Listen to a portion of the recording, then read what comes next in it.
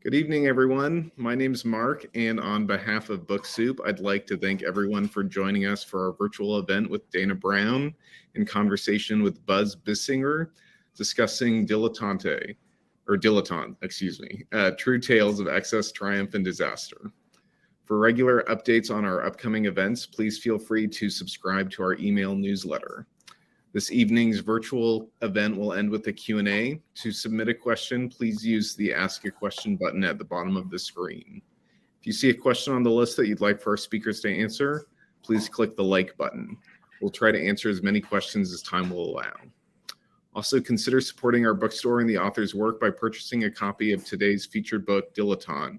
Just click on the green purchase button directly below the viewer screen. The link will redirect you to our website where you can continue your checkout process. Now, a few words about our featured guest. Buzz Bissinger is among the nation's most honored and distinguished writers.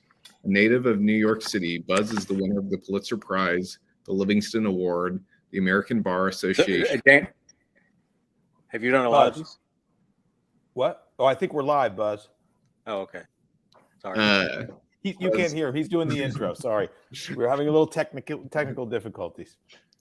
Buzz was also a Nieman Fellow at Harvard University. He's the author of the highly acclaimed nonfiction books Friday Night Lights, A Prayer for the City, 3 Nights in August, Shooting Stars, and Father's Day. Buzz has been a contributing editor at Vanity Fair magazine since 1996. His latest book, The Mosquito Bowl, will be published by HarperCollins this fall. 5 years in the making, the book centers around an improbable football game played on the island of Guadalcanal on Christmas Eve of 1944 between 2 regiments of the Marine Corps, each of which were loaded with some of the best college football players in the country. 16 were eventually drafted by the pros. Several months later,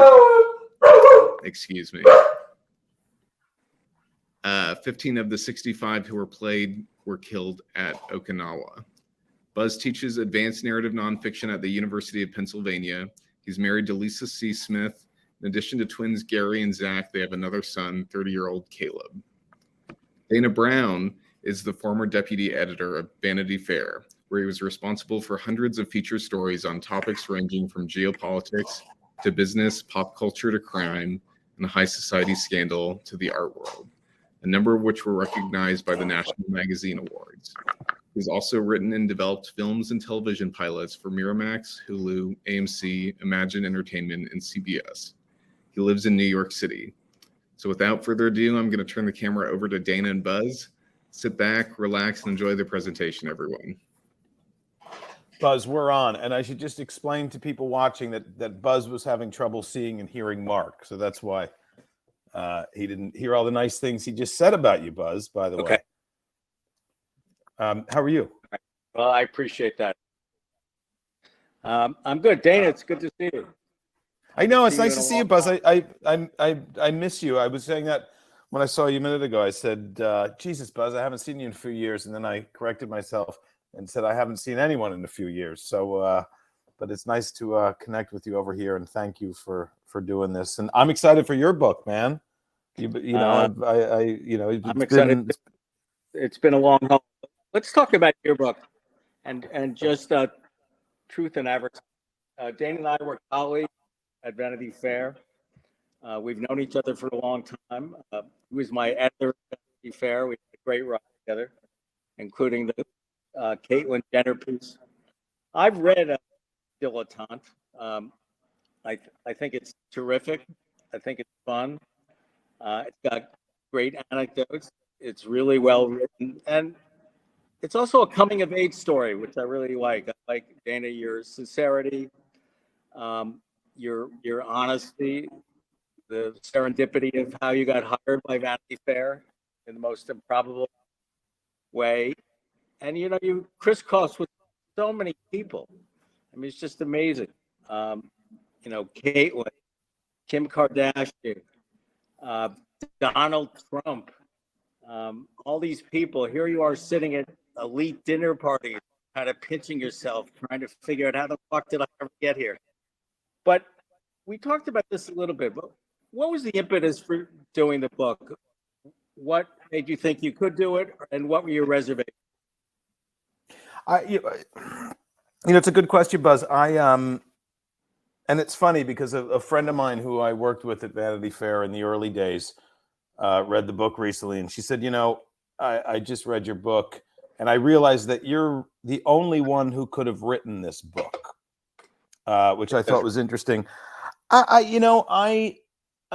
tell you I sold a TV show about a decade ago, and it was set in the present day magazine world, and it was about a sort of middle-aged magazine editor in a sort of fading industry. And I thought it was funny, but the people that bought it didn't think it was good enough, and so it didn't go. And so a number of people said, why don't you write about, instead of writing about the end times, write about the good times, write about the 90s, write about coming in, write about the golden age of Vanity Fair and sort of the glossy monthly. And I thought, well, that sounds crazy. I'm not going to do that. But then, I left in 2018, along with there was regime change, I guess you would call it. The night of the long knives, basically. The night of the long knives. And everyone I loved and knew got fired in 10 minutes. Yeah. The St. Valentine's Day Massacre, Buzz. That's what we called it, because it was on Valentine's Day. I was about a year out from that and trying to figure out, I was in this business, and I write about this in the book. I was in a business that no longer existed. What I knew and what I loved no longer existed, and I needed to reinvent myself. I needed to make a living. I needed to do something. And I came back to this idea of well, shit, why don't I try to write a book proposal about the sort of golden age of Vanity Fair and publishing in the 90s and into the 2000s. And I sat down and I tried to write a chapter, and I think I wrote not letting Donald Trump into a party chapter. I wrote that, and it sort of took these twists and turns, and I liked the sort of way it was going, and it sort of became it was memoir-ish, but it was also it was a bit of culture in there, a bit of nostalgia, and I thought, well, that's sort of a nice way to do it, and so I turned it into a proposal, and that was it. I went out with it. Ballantine Books really liked it and immediately said, we want to do this. And I said, well, shit, I guess I got to do it now. So yeah, that's the problem. Trust me. It's the problem is like you sit down after you make this deal and you're like, this is great. I sold the book. And then they say, now go off and we'll see you in 18 months. And you're going to turn in 95,000 words or whatever the contract calls for. And you go, oh shit. And you sit there and you do nothing for about 4 months. And then you panic for the rest of it, Did you have writer's block at the beginning? And particularly since we're dealing with people that am I going to offend them? Can I go far enough? Will I go far enough? How did you approach that? Did I have writer's block? I had something different. And I learned about myself as a writer during this process. I had something called, I don't know what the name of it is I wrote a very big book proposal. My book proposal was almost 35,000 words.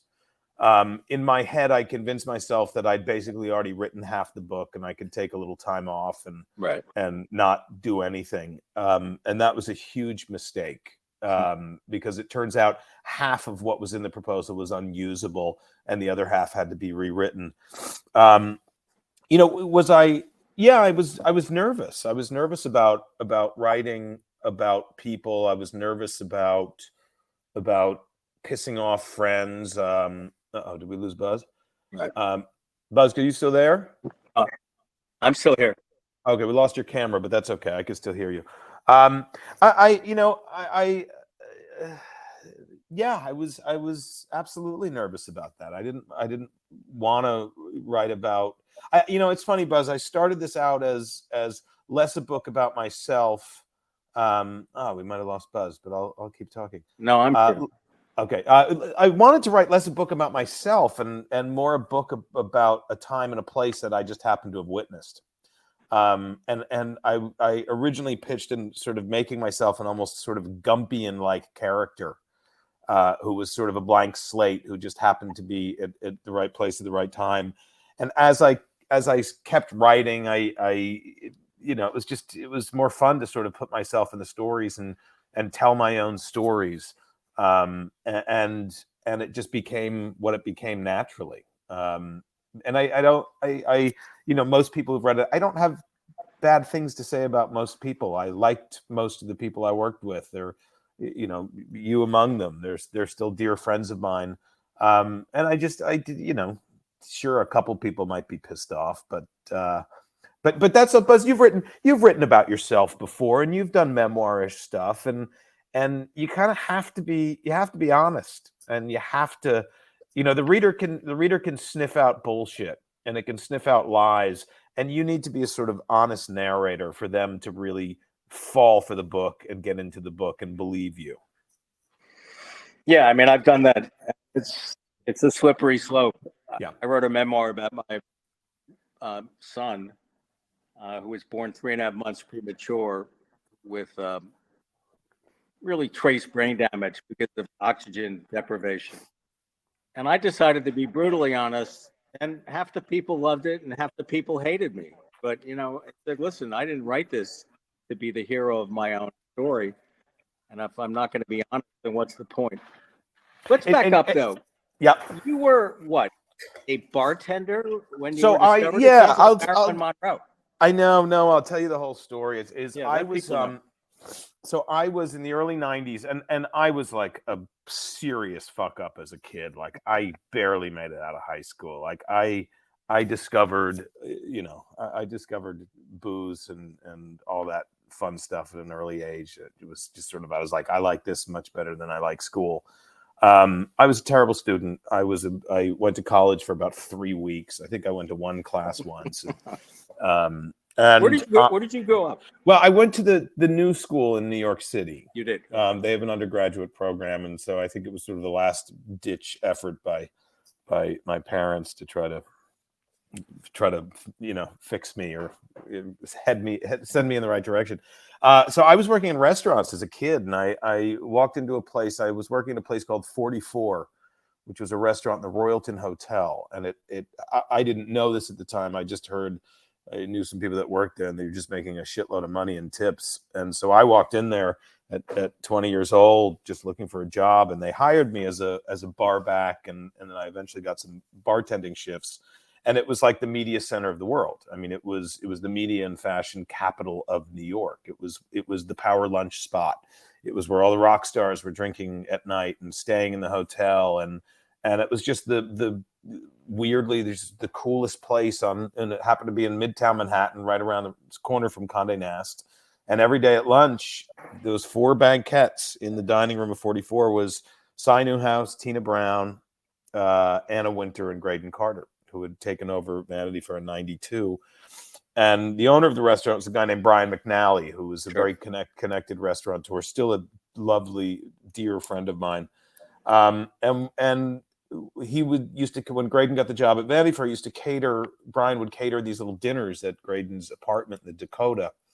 And I would go and work. I was sort of the backroom guy. I wasn't even like good enough to serve people, but I was making drinks in the back and cleaning glasses. And I you know, had a bunch of interactions with Graydon and his then wife, and he had 4 kids, and you know, I had a few interactions, and then randomly I got a phone call from Brian, you know, maybe 6 months after working the first one. Maybe I'd done 3 or 4 of them. And he said, you know, Graydon Carter wants to interview to be his assistant.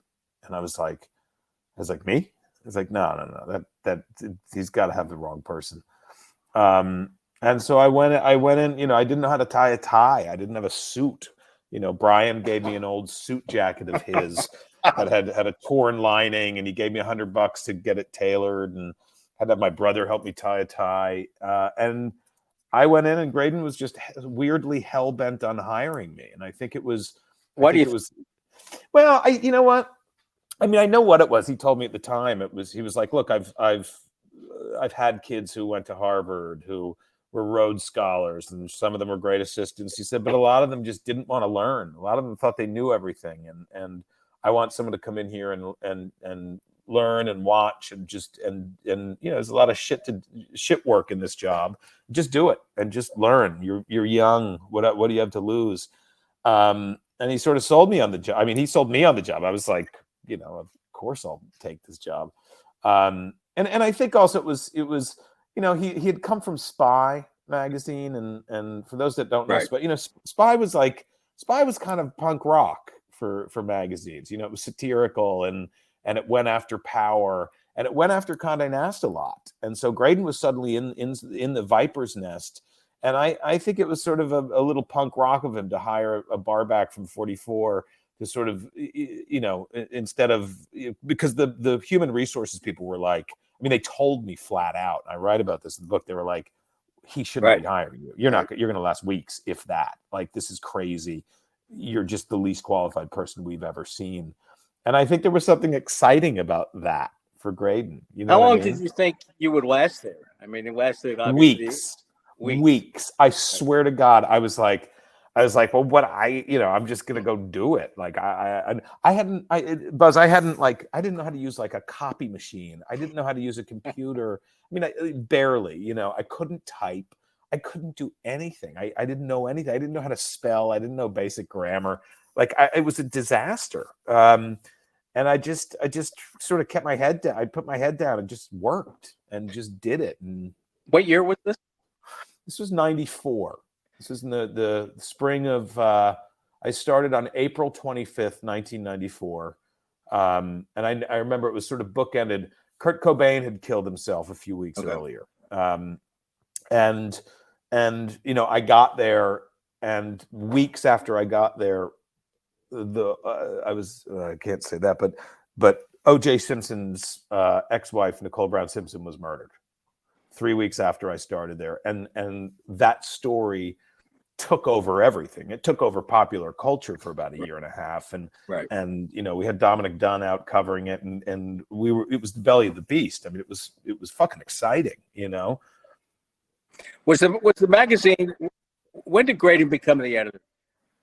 Graydon took over in 92. I think in November 92 was his first issue.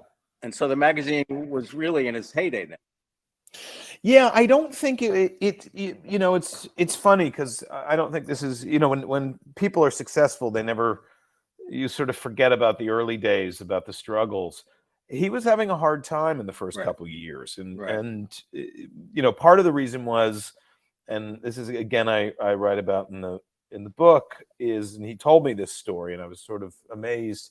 And I don't know how many people know this, but, he was originally hired to edit the New Yorker. Right. In the early 90s, and Cy Newhouse was going to hire him to run the New Yorker. The editor there, I'm blanking on his name right now. Was it Gottlieb? That was Gottlieb, Bob Gottlieb, who was a book editor, and Graydon was supposed to take over the New Yorker, and Tina Brown, who was at Vanity Fair at that time, caught wind of this and thought, well, I'd like the New Yorker, and so she called Cy and said, I want the New Yorker, otherwise I'm going to walk. And so he gave Graydon Vanity Fair. And Graydon, he sort of admitted to me years later, he was like, I didn't like Vanity Fair. I thought it wasn't my kind of magazine. I didn't know what to do with it. And he really struggled for the first couple of years. So it wasn't, so 94 was the beginning of the heyday. And I'll tell you what the two things that he did in end of 94 and then beginning of 95. One was the new establishment. Was this coming up with this concept of this sort of new economy and these sort of new, it was the end of the old establishment, the Carnegies and Mellons and Rockefellers and the great industrialists of a previous age were disappearing, and it was the information age. And these were, it wasn't even Steve Jobs yet because he hadn't come back yet to Apple.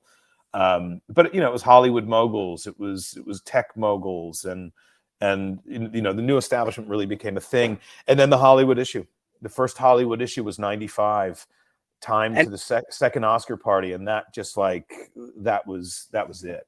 What was the gestation of the Hollywood issue? Who came up with it? Because it really did change the landscape of the magazine and is still famous today. I'm not. I always had assumed it was Graydon's idea. It might have actually also been Cy Newhouse's idea, or they had sort of talked about it at some point. You know, Cy was a big lover of movies and a lover of Hollywood. But I think it was it sort of came about when the two of them were talking. I think they had a bi-weekly lunch, as Cy did with all his editor-in-chiefs. And, you know, he pushed great, you know, he loved the Oscar party. He loved Hollywood. And I think it came out of a conversation between those two. And it changed everything. You know, it was, you know, no, I don't know if anyone had done a 3-panel gatefold cover before. Like, I don't know if anyone had thought of it. Like, we would have done 2. You know, and it was perfect timing, because there was this new crop of celebrities that was replacing the sort of Sly Stallones and Michelle Pfeiffers of the 80s. You know, and it was Brad Pitt and Ben Affleck and Matt Damon and Cate Blanchett, and, you know, it was this new generation. And at the same time, the Italian fashion houses were really going global in the 90s in a way that they hadn't before. And so suddenly it was you had luxury advertising, you had celebrity culture was exploding, and suddenly we had these thick issues that were really, really profitable. And it was this sort of golden age of luxury magazines and luxury advertising and Vanity Fair. What else do you think made the magazine so special? What were the other ingredients? What is it? I think one is nostalgia. I think nostalgia is like a drug, and which Graydon loves. I absolutely. And I don't know. It's funny because I think back to those sort of nostalgia pieces that we did, this sort of, you know, about a mid-century architect, or, you know, a mid-century princess, and it never felt like it was for me. There was something else for me in the magazine, but I was always drawn to that stuff. And there is something, you know, whether you had lived through that, nostalgia is something personal, or that nostalgia is for like a simpler time. Like, my God, things were so much easier back then. It's such a simpler time, which I think is comforting. You know, when you listen, the early 90s, there was the Gulf War, and the 2000s, we had 9/11, and you know, then the financial crash in 2008. It was nice to look back at something that you thought was a simpler time. It was a nice escape from where you were at that moment, you know. But I think nostalgia plays a big role in it. You know, I talk about this a lot. I talk about it in the book. I talk about it in conversation. You know, magazine editors have basically been replaced by algorithms. Magazine editors, we had a role in the culture, and that was being curious and having taste. And we would, you know, it was a 24-hour job. You know, it was a 24-hour day job. I mean, you were constantly looking for the next thing. You were constantly looking for the next great actor, the next great TV show, the next great writer, what's going to be the hot book next year. We were all constantly looking for that. And we all worked really hard at that. And I think it was reflected in the pages of the magazines. And magazine, you know, you go back, I went back and obviously looked through a lot of those magazines from the 90s and 2000s. You go, Jesus, like we were right on so many things, on just, you know, finding that needle in the haystack that is going to go and change culture. And we worked really hard at that. And, you know, that's part of the reason, you know, technology came along and just killed us. And that's sort of the main thing, is like, you just have access to so much information now elsewhere. You are constantly fed a steady diet, whether it's watching or reading, or, you know, you're fed a steady diet or listening, like, hey, you like this, so you'd like this because other people who like this. And that's where we are now. You know, that's where we are. Like there's no discovery anymore. It's shit is just being forced on us because someone else liked the same thing. You know what I mean? Sure. The magazine had. By the way, Buzz, I apologize. It's 9:30 in New York, so I'm drinking some wine. Oh, good. So, good. I should have some too, actually. Well, it's 6:30. 6:30 is an acceptable hour too. So whatever. The magazine had then, you know, this incredibly glamorous reputation. But what was it like to really work there? I mean, was it plotting? Was it difficult? I remember going in the office and it was always pretty quiet. But did you feel glamorous? I mean, you really had an inside position to the world in many ways. But what was it like? I mean, listen, like any job, there were days where you felt like an office drone, where you got up in the morning, you put on your suit and tie and you went into the office and it was fucking boring and you were tired and you wish you were, had been able to sleep more and whatever. But we did, then at the same time you are jumping on a plane on a Thursday night or a Wednesday night and flying to Cannes and staying in a great hotel and just staying up all night and getting drunk with movie stars and other staff members, and then going to a party. You're literally there to go to a party. Like, that's your job, is to go sit at the table. Meanwhile, the writers were staying at the fucking Hampton. Yeah, totally. Yeah. No, listen. This was in the good old days. You guys were like the good old days. It changed for all of us. But there was a level of glamour. I feel, and I felt this with you, Graydon loved writing. He really did covet writers. I think a lot of editors don't really like writers. They're a pain in the ass. They complain. Graydon really made writers feel special and wanted, and I think that made for loyalty, that made for wanting to do great pieces, that made for wanting to satisfy him, and to me, that's what made it so wonderful. I think that was his favorite part of the job. His favorite part of the job was sitting and talking with writers. His favorite part of the job was sending someone off and then having this thing land on his desk, this 50-page manuscript 4 months later, 6 months later, whatever. And this idea had come to fruition. He loved writers. And that was the thing. He became this sort of mythologized figure, Graydon did. He was the sort of Wizard of Oz, and everyone sort of just assumed he was flying private jets with billionaires and hanging out with Jeff Bezos and all this stuff. And I think the truth was that he actually was. The truth was he was up at his country house in Connecticut, like in shorts and in a canoe. But that part of it, like I never. He was saw really in a canoe. Oh, he's a big canoe guy. Yeah, big canoe guy. Big canoe guy. But it was his favorite part of the job. He loved writing. He loved writing, and he loved writers, and he loved seeing writers succeed. And I don't, and however much an editor there helped the writers, I just mean a writer went out and got the story. A writer went out and turned around something that was so special. And Vanity Fair had great writers, and had great writing. And that's what made us stand apart. Like, we were kind of like a fashion magazine because we had beautiful photographs, but boy, did we have damn good writing, up there with some of the best magazines ever, for sure. Now, did writers start to confide in you? The kill rate, I know, was incredible. I mean, the rumors, there's $1 million stories that never ran, so it was competitive. Would writers come to you and say, geez, I can't take this anymore. Everything I write gets killed. I still get paid, but it's demoralizing. It's like a magazine version of Hollywood. Yeah, it was hard. That was always like the hardest thing was and it was nice. I mean, there were different eras here, Buzz, right? Because in the earlier era, it's like you guys were on a contract. You were getting paid a salary, basically, to go off and do X amount.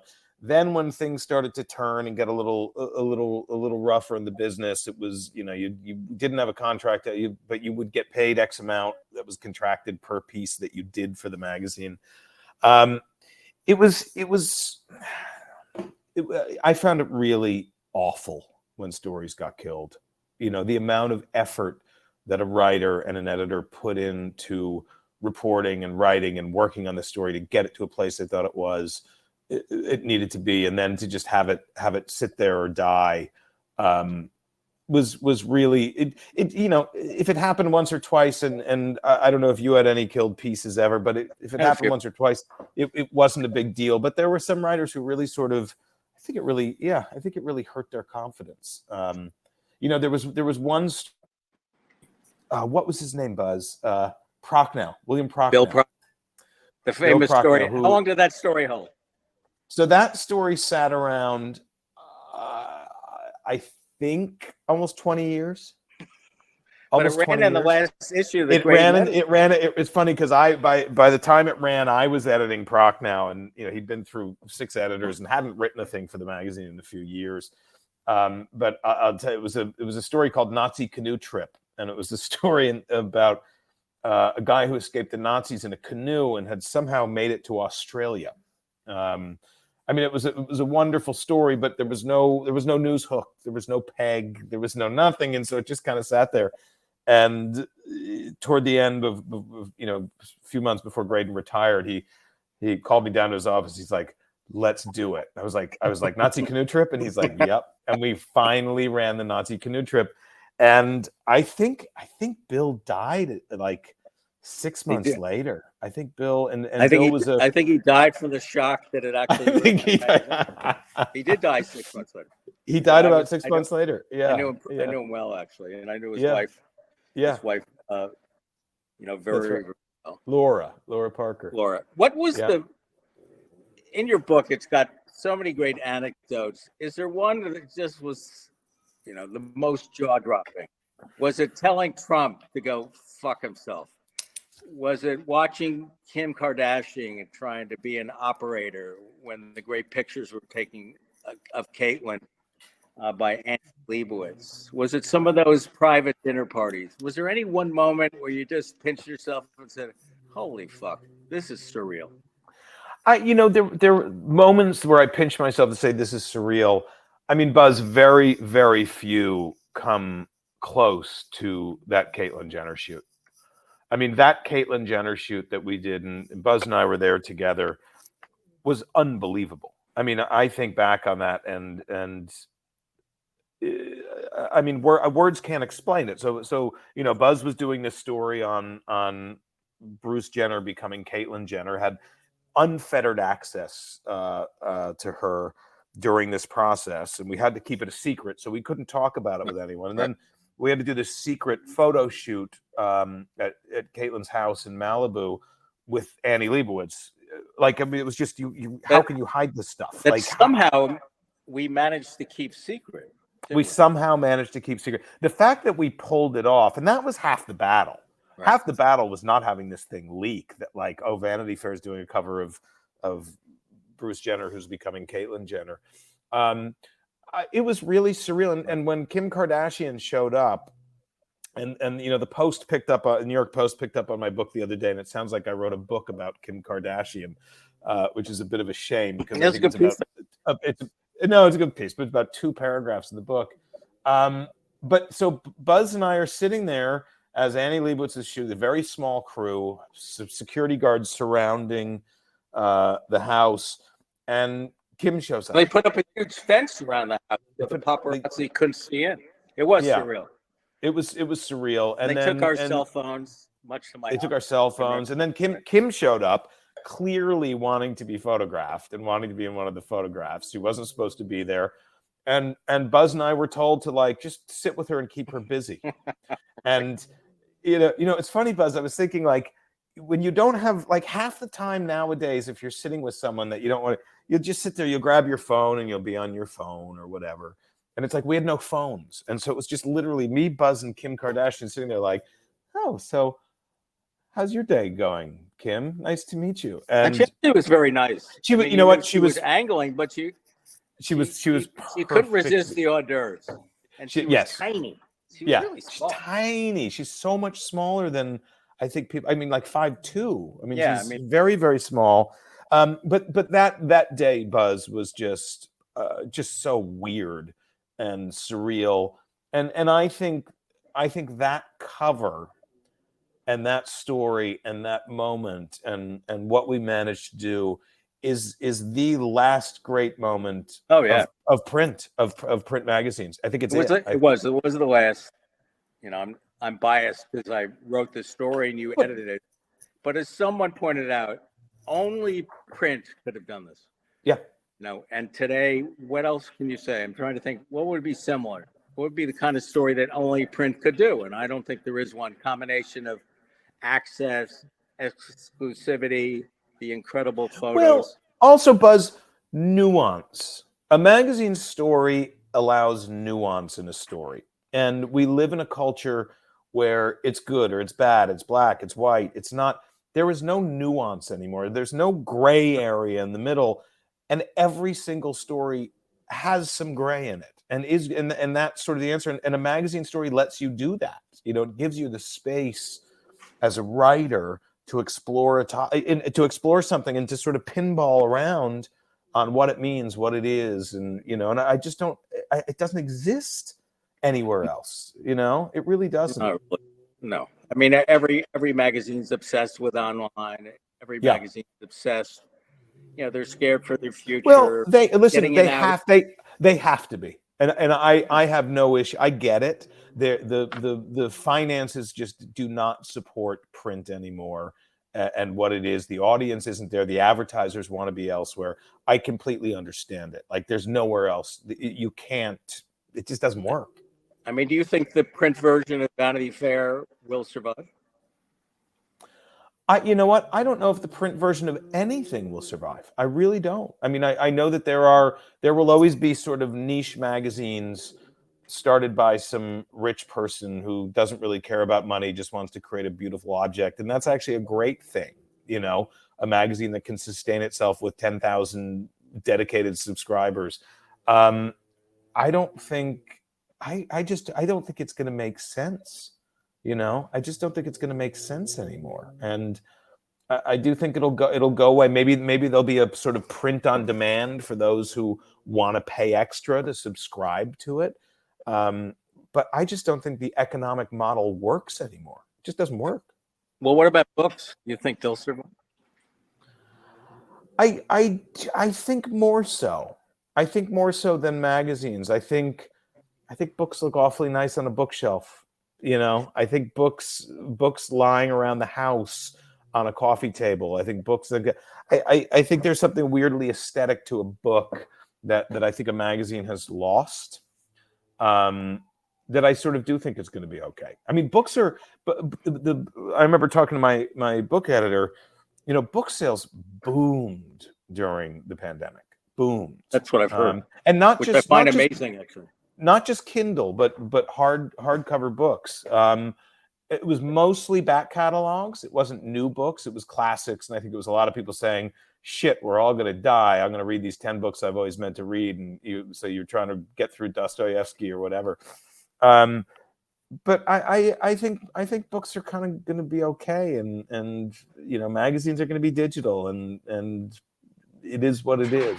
And you know, what I tried to write about was what I think is the last great moment for print magazines, and celebrate it and mourn it very briefly before we sort of move on into the future. Before we take some questions, please, you got to tell the Trump anecdote. Oh God! I don't want to give the book away, but you got to tell a little. Well, so I had to work the door of a party when I was Graydon's assistant. I think it was 1996. And it was a party for Valentino, the fashion designer, who was opening a new. By the way, this was excerpted in Airmail, and Airmail is Graydon Carter's subscription only, which is good, digital magazine. It's really great, and I tell everyone, just spend. I think it's $50 a year or something. It's worth it. It's great. But I got a call from a publicist who I knew who said Donald Trump and Marla Maples want to come to this dinner, and I said, well, they can't. The dinner's full, and it's a seated dinner. They can come after. There's an after party, and he said, oh, and okay. Graydon couldn't stand him, right? Graydon couldn't stand him. Yeah, I think there was actually peace between the two at that point, but yeah, not his kind of guy. And the publicist called back and said, well, Donald's not taking no for an answer. He wants to come to this dinner. I said, well, you can't. Like, there's literally not a seat for him, and it's a seated dinner. There's gonna be nowhere for him to sit. And anyway, so I went back and forth with this publicist for a while, and I'm standing at the door, and the dinner's started, and Trump didn't show up, and I was sort of relieved and sort of put it out of my mind. And then Trump showed up, and we were about half an hour into the dinner. There was nowhere for him to sit. So he just shows up. He shows up, but he knew I said, like, there's no space. Come at 10 and he can come to the party. He can't come to the dinner. And he showed up at 8:30 or whatever, and he walked up, and I said, hello, Mr. Trump. I'm very sorry. I spoke to the publicist about this, but there's no space for you. I'm really sorry. You can come back in an hour and a half for the after party. And he said, do you know who I am? And of course I knew who he was, because I had just addressed him as Mr. Trump, and he was very famous. And I said, I do know who you are. And that's sort of beside the point. And he just started fucking yelling at me and in front of other people. Oh, in front of security guards and people at the door. And he was, "Ew, fuck do you think you're?" Were you intimidated? I absolutely was. I was like 22 years old, and he was an intimidating figure. I mean, he wasn't a politician yet. I mean, I can't even believe it's hard for me to say that he was president and think back on those years. But he wasn't, he was Donald. He was the Donald. He was the real estate mogul in New York. He wasn't what he would become. But yeah, I was intimidated. And I hated working those doors at parties. It was the worst thing in the world. But he didn't get in, did he? No, he didn't get in. And he left. And he didn't come back. Have you seen him since? I don't think I have. That's good. I don't think I have. I mean, I don't think he comes to New York anymore. I think he's full time in Florida. One other question: how much rivalry? You mentioned at the beginning that at the 44th restaurant there'd be a series of banquets. Tina Brown's at one, Anna Wintour, and Graydon. Didn't they all hate each other? They didn't hate each other. Graydon, I think the main rivalry was between Graydon and Tina. And that goes back to the New Yorker and Vanity Fair and I think other stuff. I think there was a little bit of bad blood between the two of them that continued on. But they also did the same thing. You know what I mean? Anna had a fashion magazine. It was a very different thing than Vanity Fair New Yorker. And Anna, Anna was sort of in her own orbit. Graydon and Anna were actually quite friendly, and I think they were. Oh yeah, they always got along. I think it might have been a bit of the sort of enemy of my enemy. I don't think she and Tina got along. I think that was a big rivalry within Condé Nast, was Tina and Anna, and then Graydon and Tina, and so. Yeah, so I don't. I think it was really Tina was the one, and I think Cy really liked it. I think he liked having them sort of at each other's throats and competitive, because he thought that they all sort of ended up doing a better job and caring more about their jobs. Personally, I think it made Vanity Fair better and the New Yorker worse, to tell you the truth. I mean, Tina was a lot of gimmicks, and there was that famous story about the dominatrix that just. Done for splash. I think you found his. Yeah, he really did. Yeah, he really did, and that's what I watched, and I write a lot about in the magazine. But I think Tina was like necessary for the New Yorker. I think before Remnick was able to take it over, and he's had so much success with it. I think Tina was like a necessary person to sort of. It sort of needed the paddles on the heart a bit to sort of shock it back to life, right? And it needed someone like Tina, I think, to do that, because it was so traditional that it was just too much tradition and too stuffy, too old. I mean, Gottlieb was a pretty tight guy. Yeah, the magazine was getting moribund, was getting dull. Yeah, and Tina did. Some of the stories were for shock value. But what Graydon did is very rare to follow. Tina was a big act, and normally when you follow a big act, it's a disaster. And he just took it. he has consummate taste. I mean, incredible taste and very eclectic, as you said. I also think a big key, and you know him as well as I do, he has a great sense of humor. Yeah, and he has shy a great too. sense of humor. He is sort of shy. He's sort of shy. introverted, and he's not. He's not. Yes, he had to go to the Oscar party and greet people, but he would also sneak out early and just go back to his hotel and go to bed. It wasn't his favorite night. He didn't love hobnobbing with celebrities. Right. I thought he had a really sly, good sense of humor, and I think that came across in the magazine. And I don't think Tina had a sense of humor. And I think that's what made that's what made his magazine stand out. And Graydon for all the perceived glamour, he loves down to earth people. I mean, just does. He doesn't like all that shit. He really doesn't. Yeah. He had to go out and party because that was the image of the magazine. He had to. The face of it. That's But I know, I totally agree. It's like he's actually an incredibly down to earth, normal guy. And there's no better person to get drunk with, which we're going to do at some point. We're going to do at some point, Buzz. God, I think we should open up to questions. Well, I see two questions. So why don't should I click on them, Buzz, and do them? Yeah, I can read it. This is one. Dana, what are some of your favorite longer features from your time there, and any good Christopher Hitchens stories to relate?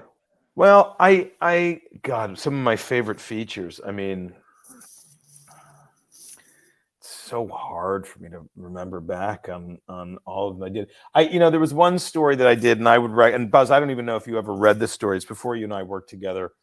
I had there's a writer named Evan Wright, who's an LA-based writer, did a book called Generation Kill about the Iraq War.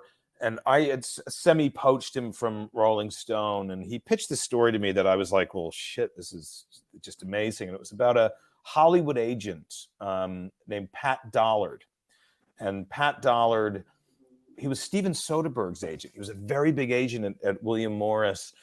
And he just had this like breakdown after 9/11 and became this like anti-jihadist right-wing nutbag. And he quit his job and got a camera and went off to Iraq in about 2003 to make a documentary.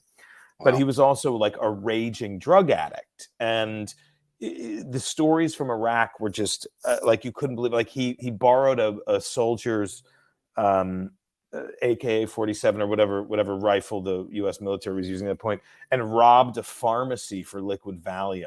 Like he was just the story that was pitched to me was just incredible. But then the guy really went off the rails, Pat Dollard, and he lost everything in his life. The only thing he had in his life was this writer who was doing a story on him. Wow. So like he would show up in the middle of the night with like a safe in an SUV, and he'd show up at Evan's house and knock on the door, and he'd have like a 9mm, and he'd be like, Evan, you got to help me bury this safe in the desert. And Evan was like, what are you talking about? And it was it was one of those stories that would have been a wonderful story had it not progressed beyond what the pitch was. But he ended up doing the story for like 3 or 4 years. And I'd given up on it. And suddenly one day I got this story that was about 25,000 words dropped on my desk. And I was like, oh, fuck. And Buzz, 25,000 words for a magazine story when you're juggling 10 stories at one time. Right. I was like, God, I got to read this thing, shit. And I just couldn't put it down. And I gave it to Graydon at 25,000 words. And I was like, I don't know what else to say. Like, I don't want to cut a word out of this thing. And he read it and he was like, holy shit. And I think it ended up running at about 18,000 words, which is a lot for a magazine story. A lot. But it's one of those ones that was so memorable because it was so improbable, because I had given up on it so many times. But I recommend anyone to sort of Google Pat Dollard Vanity Fair, and just it's such a wonderful, wonderful story. That's where I met you the first time, I think. I think it was at the you edited and won the National Magazine Award. Yep, it won a National Magazine Award. That's right. And you had done the Barbaro story that year, which was phenomenal. Right. I got fucked and it didn't win. I know, but you know what? Whatever. They hated Vanity Fair. They hated Vanity Fair. You had to like, yeah. I had to bring in an outsider to get the award who wasn't as big of a name as you to actually win one. But Hitchens, Did you know Hitchens at all, Buzz? I mean, you must No, have. No. I made it a policy. I think this Yeah. is why Graydon liked me. I never went into the office. Never. Yeah. Yeah. That was probably I think smart. he really liked it. You know, Yeah. he wanted me to be heard through my writing. He didn't want to see my face. I wore a see-through mesh shirt once, which he saw, and he's never quite forgiven me for that. Oh Lord. I'll be brief because I know we're running out of time, but and this is in my book is, there was, after a couple of years of working for Graydon, he didn't know what to do with me. Like, right. I wasn't an editor or whatever. And he decided to make me a photographer. And I know. But this is like a different time where where he, like, there were so many staff members that he could just be like, yeah, why don't you be a photographer? And we both liked taking pictures, and we both would talk about cameras and stuff. He's like, you like to, I was like, okay. I had no idea what I was doing. And he sent me out to shoot parties. We had hired a woman named Heather Watts, who was a very famous ballet dancer who had retired from the ballet. She danced with Baryshnikov, and he had set me up with her. And he was like, why don't you guys go out and be the nightlife team and go take photographs of parties and stuff? And I was like, okay. And Heather was like, okay. And we went out, and Heather and I were just such like lushes and partiers that we just like would go out to parties and not really do much. But I was sent down to shoot Hitchens at his apartment in DC in probably about 1997 for the contributors page. And I got down there and I had my camera, and I actually had my then girlfriend, who would go on and become my wife, as my assistant, because I got to pay her $150 for the day. And we went down, and I brought my camera, and I had some lights, and we arrived, and Christopher said, comrade, how are you?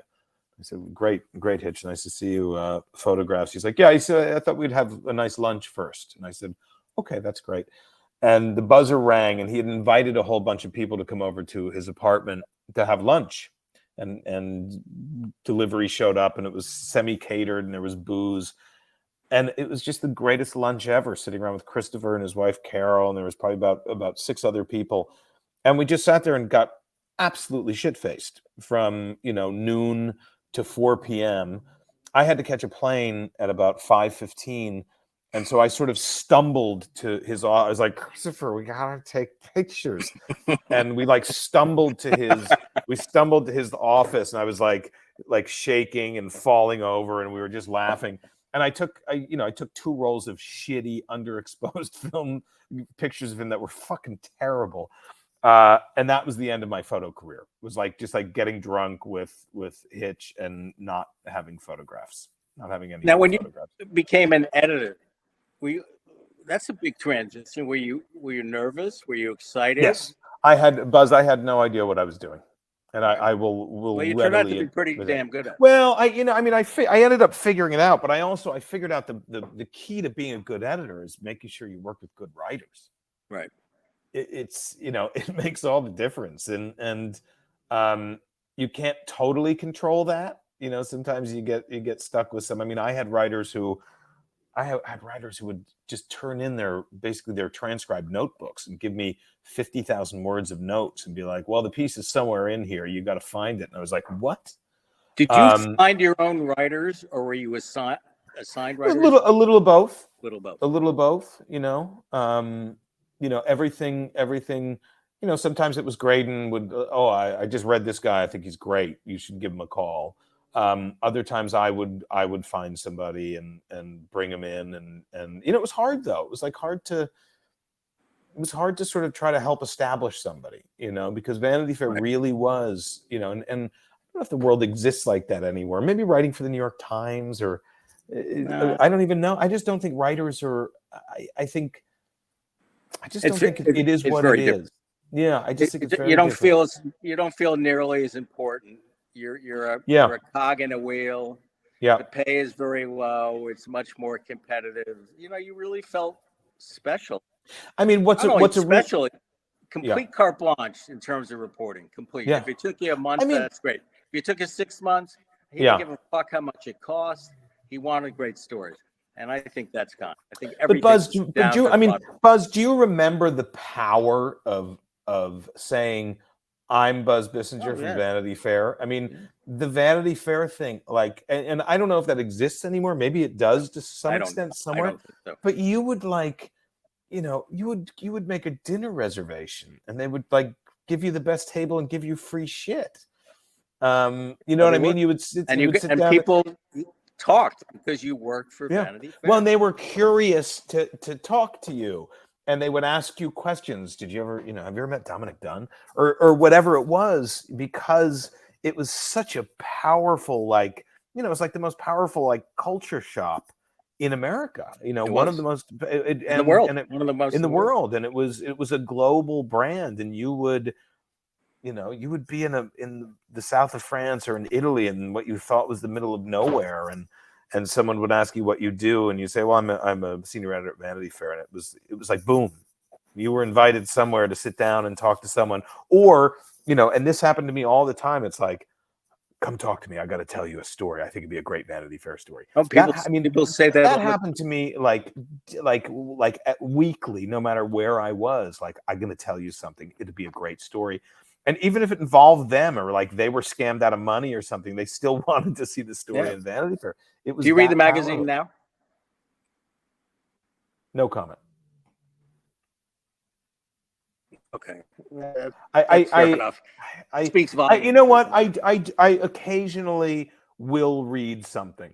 I will occasionally read something online that'll come across me, but I don't read very many magazines.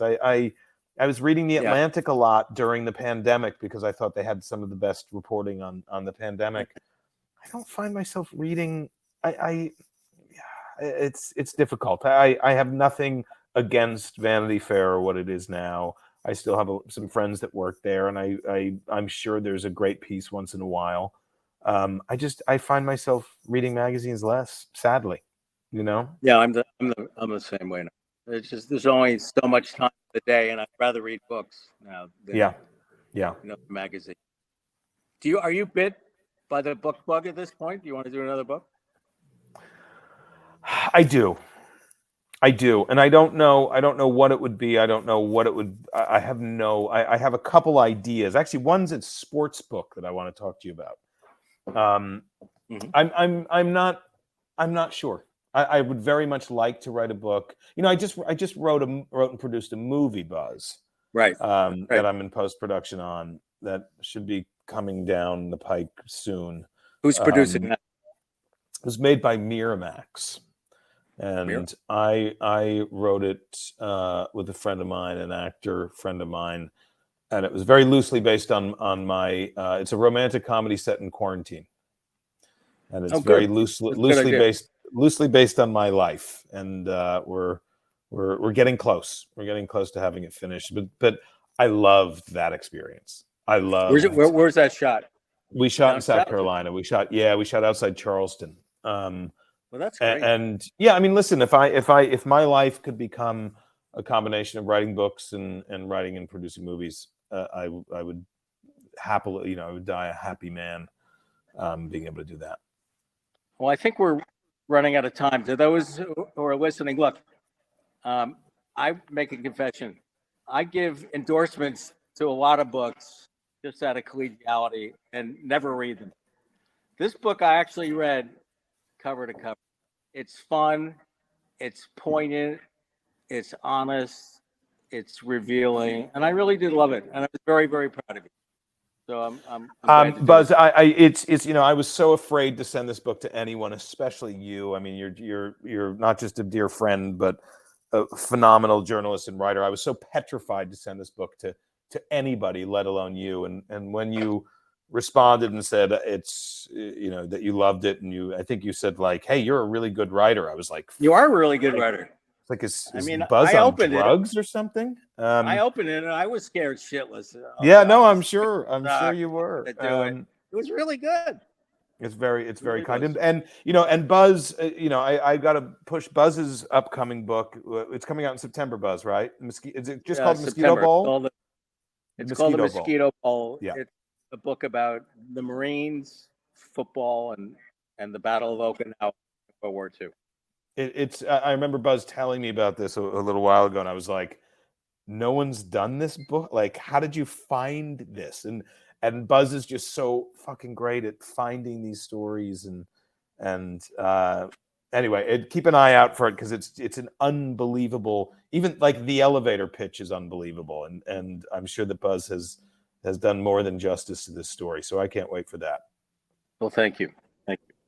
And by the way, somebody here did ask a question saying, can you please make a Spotify playlist of the songs that would represent your time in your life and share it on your Instagram? Yes, I will work on that. Yes, I will work on that. Excellent. Like classic mid and early 90s stuff. Well, that'll be fun. Yeah. Well, I hope to see you soon. I have to see you soon, Buzz. Please, book. if you're in New York or even if you're in LA at some point, let me know. And maybe I got to go out for stuff. I'd really like to see you. And I can't thank you enough for doing this. It really means a lot to me. All right, man. My pleasure. Buzzy, thanks, man. Okay, cool. Thanks to both Dana and Buzz and everyone who tuned in. Just click on that button below the video screen in order to purchase Dana Brown's terrific book, Dilettante. And if you want to subscribe to our newsletter, you can find out about our upcoming events. Thanks so much, everyone. Mark, thank you so much. And thank you, everybody. Thank you so much. See you guys soon.